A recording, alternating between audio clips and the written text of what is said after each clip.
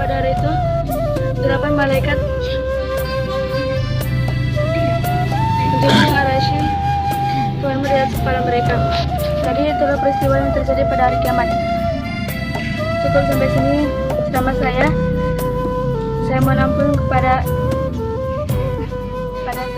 Dalam Imam Muslim meriwayatkan bahwa orang yang hafal 10 ayat pertama surah Al-Kahfi maka ia akan aman dari fitnah Dajjal. Dalam riwayat lain disebutkan 10 ayat terakhir dari surah Al-Kahfi.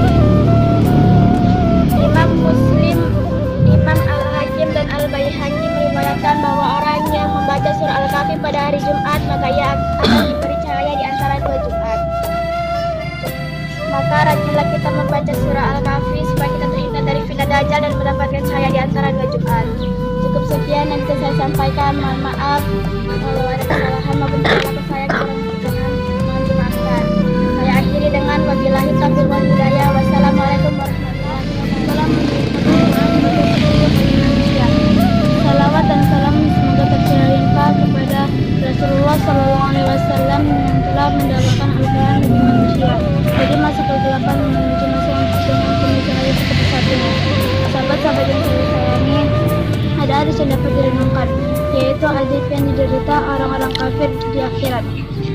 Dan sesungguhnya orang-orang yang kafir kepada Tuhannya, mereka memperoleh azab jahanam. Dan itulah sebulan-bulan tempat kembali. Dan apabila mereka dilemparkan ke dalamnya, mereka mendengar suara neraka yang sangat mengerikan. Neraka itu sedang menggelegak. Hampir-hampir neraka itu terpecah-pecah karena lantaran marahnya.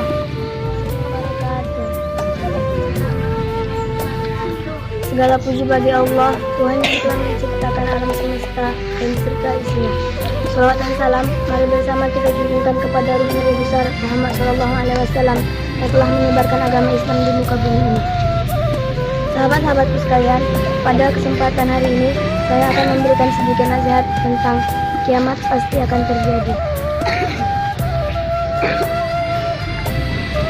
Kiamat adalah sesuatu yang wajib dan pasti akan terjadi. Beriman kepada hari kiamat merupakan salah satu rukun iman. Menurut para ulama, setiap seseorang yang mengingkarinya berarti ia telah kafir. Imam Muslim meriwayatkan bahwa Jibril pernah bertanya kepada Rasulullah SAW, "Beritahukan aku tentang iman." Kemudian Rasulullah SAW menjawab, "Engkau telah beriman kepada Allah, kitab-kitabnya, Rasul, malaikat, hari kiamat, dan bahkan kepada takdir baik dan takdir buruk." Kemudian Jibril menjawab, "Engkau benar. Maka janganlah kita pernah sekali-sekali meninggalkan sholat, karena sholat adalah tiang agama dan sholat juga yang akan menyelamatkan kita di hari yaumil akhir kelak. Tidak ada siapapun atau orang pun di dunia yang dapat menebak kapan terjadinya hari kiamat tersebut." Cukup sekian yang dapat saya sampaikan. Bila ada kata-kata saya atau tingkah laku saya yang kurang berkenan, saya mohon maaf kepada sahabat-sahabat sekalian. Saya tutup dengan wabillahi taufiq wal hidayah. Assalamualaikum warahmatullahi wabarakatuh. Rabbil alamin. Wassalatu wassalamu ala asrofil anbiya'i wal mursalin wa ala alihi wa sahbihi ajma'in. Amma ba'du. Segala puji bagi Allah, Tuhan yang menguasai langit dan bumi dan yang menguasai kehidupan di dunia dan akhirat. Salawat dan salam mari bersama kita junjungan kepada baginda besar Muhammad SAW yang mana telah menyebarkan kehidupan Islam di dunia dan menjadi suri tauladan bagi kita semua. Langsung saja, pada sore kali ini saya akan memasuki materi dakwah yang bertemakan kisah tentang Abu Bakar As-Siddiq. Hadirin wal hadirat, Abu Bakar As-Siddiq masuk Islam pada awal Nabi Muhammad SAW. Abu Bakar As-Siddiq menjadi khalifah pada periode 632 sampai 634 Masehi atau 11 sampai 13 Hijriah di Madinah. Abu Bakar As-Siddiq memiliki nama asli yaitu Abdullah bin Utsman atau Abu Quhafah. Nabi Muhammad SAW memberinya gelar As-Siddiq karena sifatnya yang benar. Abu Bakar As-Siddiq selalu berkata benar. Ia selalu membenarkan apa yang dilakukan oleh atau dikatakan oleh Nabi Muhammad SAW. Jauh sebelum ia menjadi khalifah, ia telah lama menjadi sahabat Nabi Muhammad SAW, yakni semenjak ia remaja. Abu Bakar As-Siddiq memiliki perbedaan usia 2 tahun dengan Nabi Muhammad SAW. Semenjak remaja ia dikenal dengan sifatnya yang sabar, cerdas, lembut, serta jujur. Karena kedekatan tersebut, ia dikenal dengan sahabat utama Nabi Muhammad SAW. Abu Bakar As-Siddiq juga adalah seorang yang pertama kali memasuki agama Islam atau as-sabiqunal awalun. Cukup sekian materi dakwah yang bisa saya sampaikan. Jika ada kata saya yang kurang berkenan kepada Allah, saya mohon ampun. Kepada hadirin, saya mohon maaf. Saya sudahi, wabillahi taufiq wal hidayah. Wassalamualaikum warahmatullahi wabarakatuh.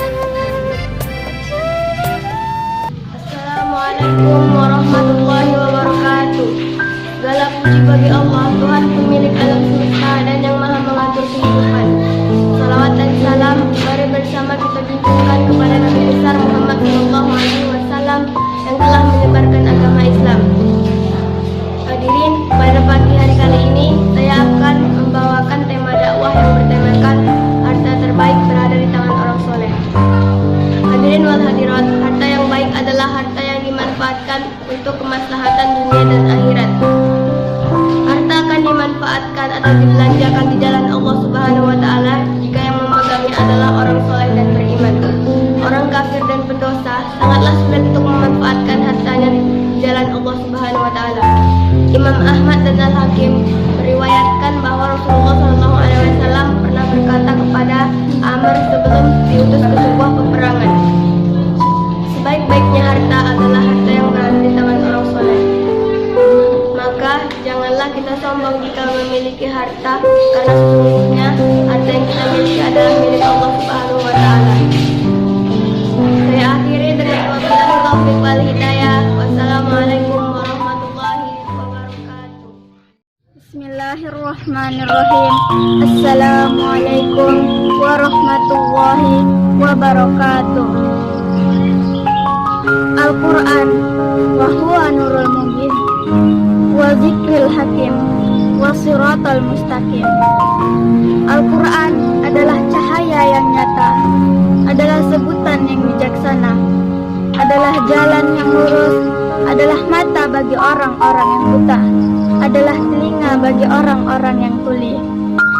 Al-Quran berisikan peristiwa-peristiwa masa lalu, masa sekarang, dan masa yang akan datang. Al-Quran berisikan pelajaran-pelajaran masa lalu, masa sekarang, dan pelajaran masa yang akan datang. Al-Quran berisikan kejadian-kejadian masa lalu, kejadian masa sekarang, dan kejadian-kejadian masa yang akan datang. Al-Quran adalah kitab Allah yang diturunkan kepada Nabi Muhammad SAW. Al-Quran adalah petunjuk sebenar-benarnya petunjuk bagi orang-orang yang berakal. Oleh karenanya, jadikanlah Al-Quran sebagai pedoman hidupmu agar kau selamat dunia akhirat. Jadikanlah Al-Quran darahmu, Al-Quran jantungmu, Al-Quran matamu, Al-Quran telingamu, Al-Quran nadimu. Jadikanlah Al-Quran hatimu. Al-Quran, Al-Quran, Al-Quran. Ia memberikan ketenangan dunia akhiratmu.